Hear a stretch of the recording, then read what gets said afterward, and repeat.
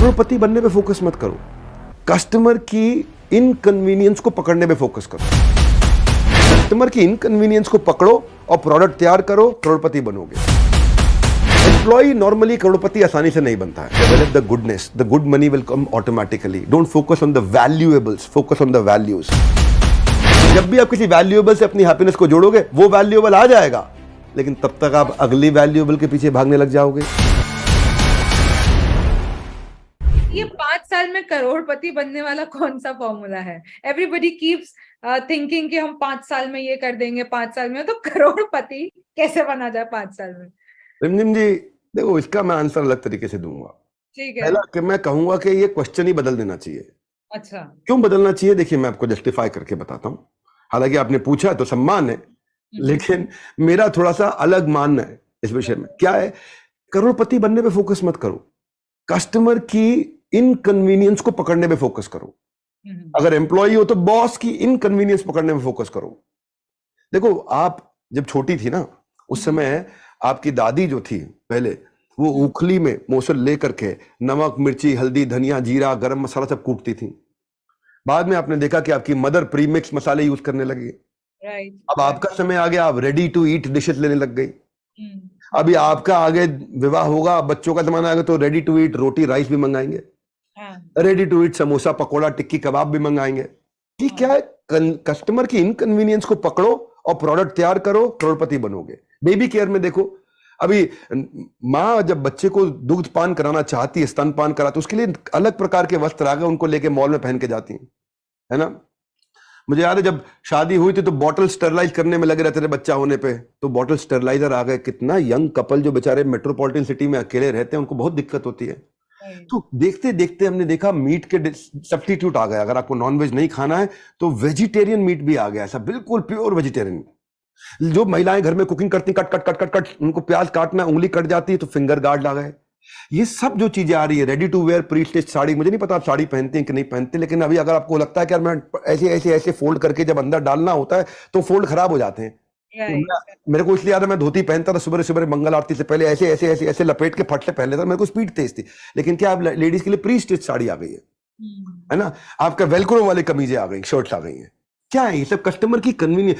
आज जो लोग बेचारे विजुअली इंपेयर्ड है, उनके लिए वॉकिंग स्टिक ऐसे नहीं अंधे की लाठी। अरे नहीं भैया, आज जो लाठी है उसमें वो लाठी स्टेप्स भी काउंट करती है, मेडिसिन भी रिमाइंड कराती है, कहीं गिरने का खतरा पहले बता देती है, आपको डायरेक्शन देती है, आपको सामने पत्थर है पहले बता देगी लाठी, इमरजेंसी अलार्म भी देगी, लाठी में टॉर्च भी है, लाठी में नेविगेशन भी है, लाठी में म्यूजिक भी चल रहा, हम किस गली जा रहे हैं, लाठी में यूएसबी भी है। तो ये जो है एल्डरली और विजुअली इंपेयर्ड, ये क्या प्रॉब्लम्स को सॉल्व करना है, उसी से हुआ है।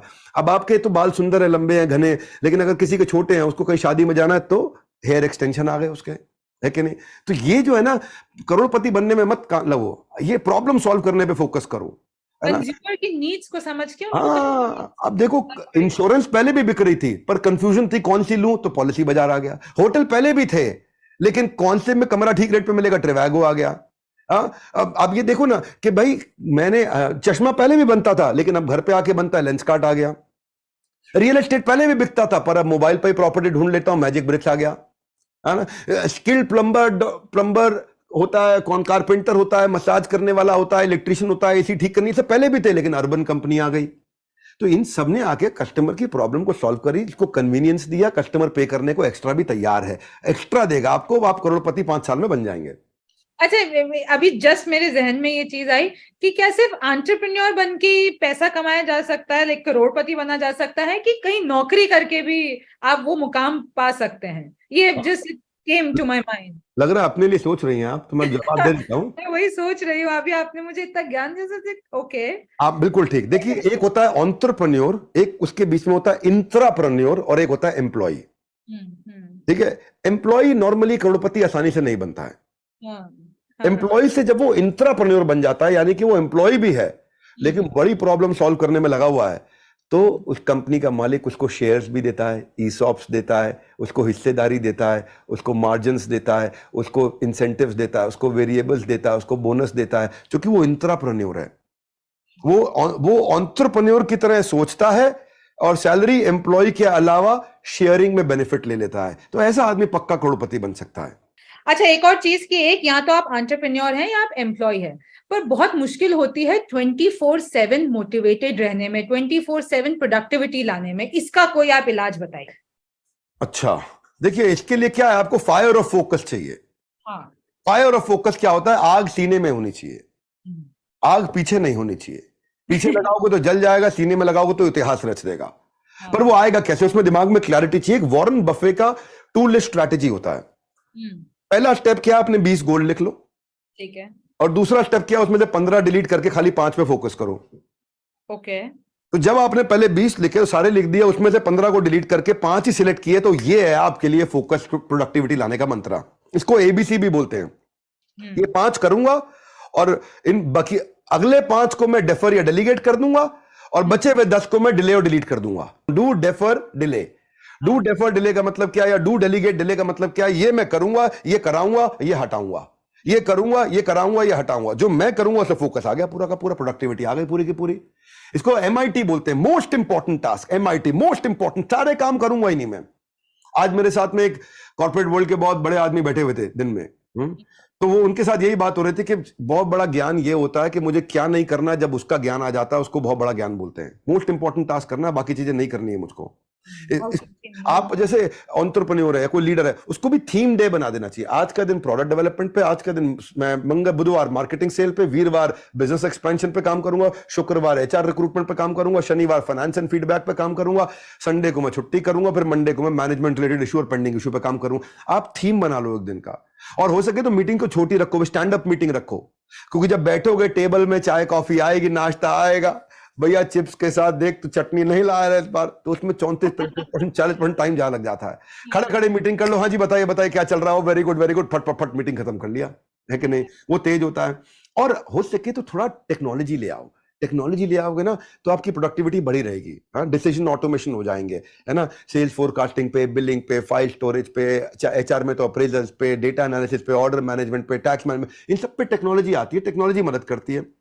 पर एक रूल जो मैं फॉलो करता हूं उसको बोलता हूं एमसीडी, यानी कि मिनिमम कमिटमेंट डिसिप्लिन। इतना तो करूंगा ही करूंगा, इतने कदम रोज चलूंगा ही चलूंगा, इतने पेज रोज पढ़ूंगा ही पढ़ूंगा, इतना घंटा मैं परिवार के साथ बिताऊंगा ही बताऊंगा, इतना समय आध्यात्मिकता पे लगाऊंगा ही लगाऊंगा, इतना कैलोरी रोज बर्न करूंगा ही करूंगा। एमसीडी, मिनिमम कमिटमेंट डिसिप्लिन, इतना तो करूंगा ही करूंगा। मिनिमम नंबर ऑफ आवर्स अपने आप को ऑर्गेनाइज करने पर लगाऊंगा ही लगाऊंगा। मैं डिजीज फ्री रहने के लिए इतना पानी तो मैं रोज, इतने लीटर पानी रोज पीऊंगा ही पीऊंगा।